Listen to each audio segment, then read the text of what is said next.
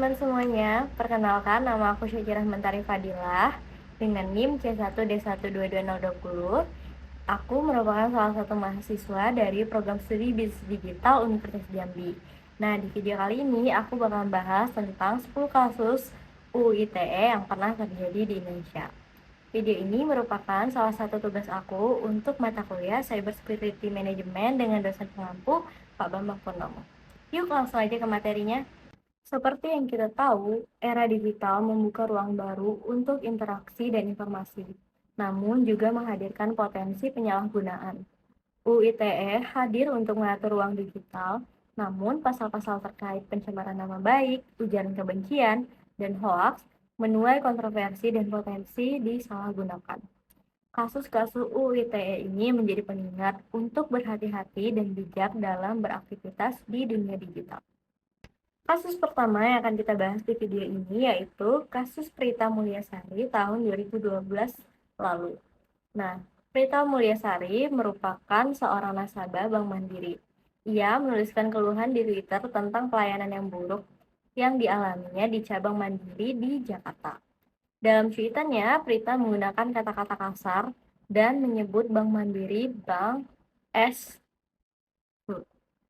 Cuitan Prita kemudian menjadi viral dan dibagikan oleh banyak orang. Pihak Bank Mandiri melaporkan Prita ke polisi atas tuduhan pencemaran nama baik. Prita dijerat dengan pasal 27 ayat 3 UU ITE yang mengatur tentang pencemaran nama baik melalui media elektronik. Dan Prita dijatuhi hukuman 6 bulan penjara serta denda hingga 250 juta rupiah. Kasus Prita Mulyasari menjadi sorotan publik karena dianggap represif dan membungkam kritik terhadap perusahaan besar. Banyak yang berpendapat bahwa cuitan Prita hanya ungkapan kekecewaan dan tidak memenuhi unsur pencemaran nama baik. Kasus ini juga memicu perdebatan tentang batas kebebasan berpendapat di media sosial.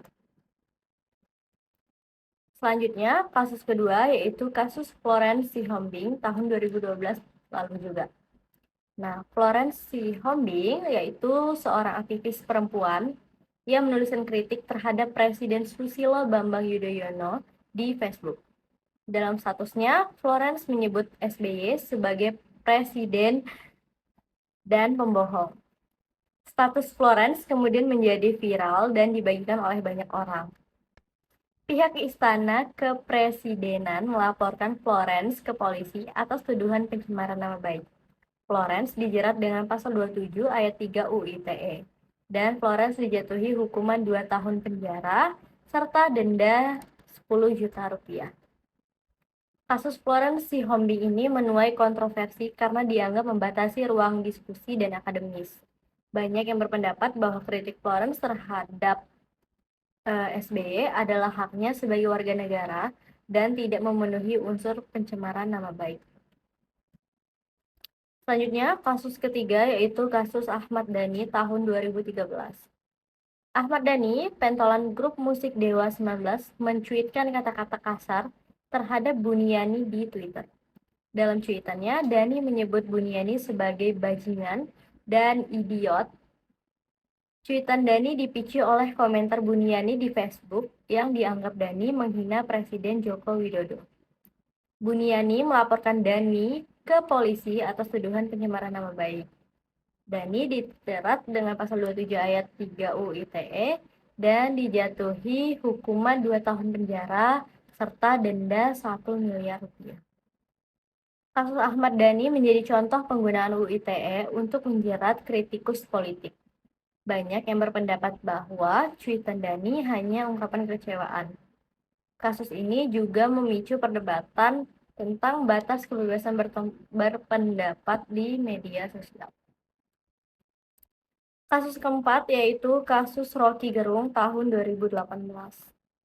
Rocky Gerung, seorang filsuf dan akademisi, memberikan ceramah di Universitas Negeri Jakarta, dan dalam ceramahnya Rocky melontarkan kritik terhadap Pancasila yang menyebutnya sebagai dokumen mati. Pernyataan Rocky kemudian menjadi viral dan dibagikan oleh banyak orang. Pihak Badan Kesatuan Bangsa dan Politik DKI Jakarta melaporkan Rocky ke polisi atas tuduhan ujaran kebencian. Rocky dijerat dengan pasal 28 ayat 2 UU ITE. Rocky tidak ditahan, tetapi kasusnya masih berlanjut di pengadilan. Kasus Rocky Gerung memicu kontroversi karena dianggap membatasi ruang diskusi. Eh, Banyak yang berpendapat bahwa kritik Rocky terhadap Pancasila adalah haknya sebagai akademisi dan tidak bermaksud untuk mengujar kebencian. Kasus kelima yaitu kasus Ratna Sarumpait tahun 2018. Ratna Sarumpait, seorang aktivis, menyebarkan kabar bohong bahwa dia dianiaya di Bogor. Ratna mengaku dipukuli oleh 2 orang tak dikenal dan fotonya dengan wajah lebam beredar di media sosial. Keterangan Ratna kemudian dibantah oleh polisi dan dia mengakui bahwa dia berbohong. Ratna dijerat dengan pasal 14 UU nomor 1 tahun 2018 tentang berita bohong. Ratna dijatuhi hukuman 5 tahun penjara. Kasus Ratna Sarumpait menunjukkan bahaya penyebaran hoaks dan informasi palsu di media sosial. Kasus ini juga menjadi contoh bagaimana UU ITE dapat digunakan untuk menjerat penyebar hoaks. Selanjutnya, kasus ke-6 yaitu kasus Baik Nuril Makmun tahun 2019. Baik Nuril Makmun merupakan seorang guru di Lombok Timur. Ia merekam pengakuan pelecehan seksual oleh kepala sekolahnya. Rekaman tersebut kemudian disebarkan oleh Nuril ke teman-temannya untuk meminta saran. Rekaman tersebut kemudian bocor ke publik dan kepala sekolah melaporkan Nuril ke polisi. Nuril dijerat dengan pasal 27 ayat 1 UU ITE tentang penyebaran informasi yang melanggar kesusilaan. Nuril dijatuhi hukuman 5 bulan penjara dan denda 5 juta rupiah. Kasus Baik Nuril Makmun ini menjadi simbol perjuangan perempuan melawan pelecehan seksual dan budaya patriarki. Banyak yang berpendapat bahwa Nuril adalah korban dan seharusnya dilindungi bukan dihukum. Kasus ini juga memicu revisi UU ITE yang menghapus pasal tentang penyebaran informasi yang melanggar kesusilaan. Kasus ketujuh yaitu kasus Roy Suryo tahun 2021. Roy Suryo, pakar telematika dan mantan Menteri Komunikasi dan Informatika, mencuitkan kata-kata kasar terhadap Putri Gus Dur. Dalam cuitannya, Roy menyebut Putri Gus Dur sebagai kebanggaan anak bangsa dengan sarkasme. Cuitan Roy dipicu oleh cuitan Putri Gus Dur yang dianggapnya menyinggung umat Hindu. Putri Gus Dur melaporkan Roy Suryo ke polisi atas tuduhan pencemaran nama baik. Roy dijerat dengan pasal 27 ayat 3 UU ITE dan Roy dijatuhi hukuman 5 tahun penjara serta denda 250 juta rupiah. Kasus Roy Suryo kembali memicu perdebatan tentang definisi ujaran kebencian dan pencemaran nama baik di UU ITE. Banyak yang berpendapat bahwa cuitan Roy hanya ungkapan kekecewaan. Selanjutnya, kasus Edi Mulyadi tahun 2022.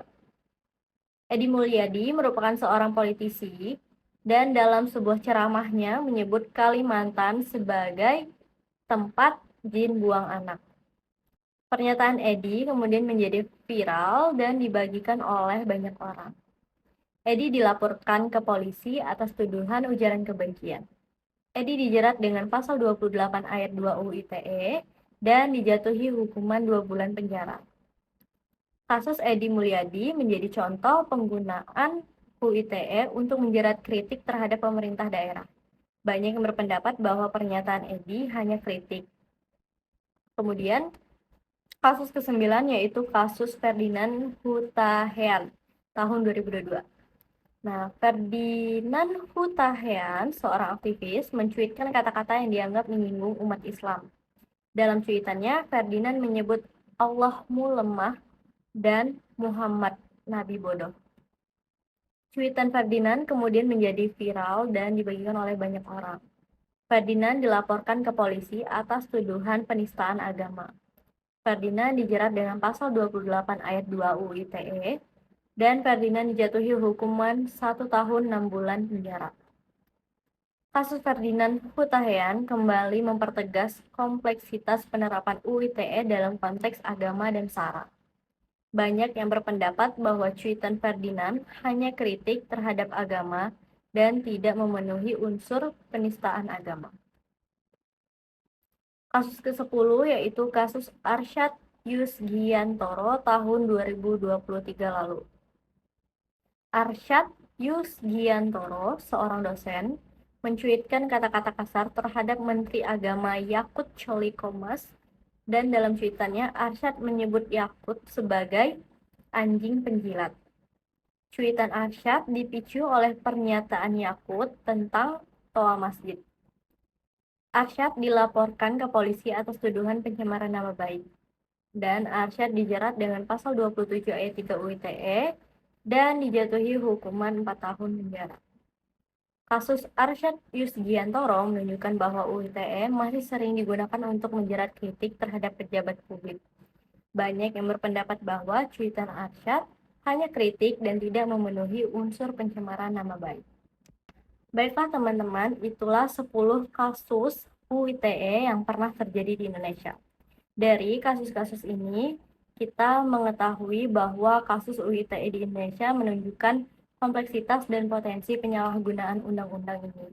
Dari kritik terhadap pejabat publik, pelecehan seksual, hingga penyebaran hoaks, UU ITE telah menjerat berbagai individu dengan konsekuensi hukum yang serius. Kasus-kasus ini menjadi pengingat bagi kita untuk berhati-hati dalam menggunakan media sosial di internet.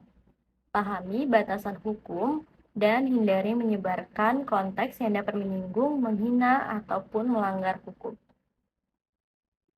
Dengan kewaspadaan dan pengetahuan yang memadai, kita dapat menggunakan media sosial secara bertanggung jawab dan terhindar dari jeratan UU ITE. Baiklah teman-teman semua, sekian dari video saya. Sampai jumpa di video berikutnya.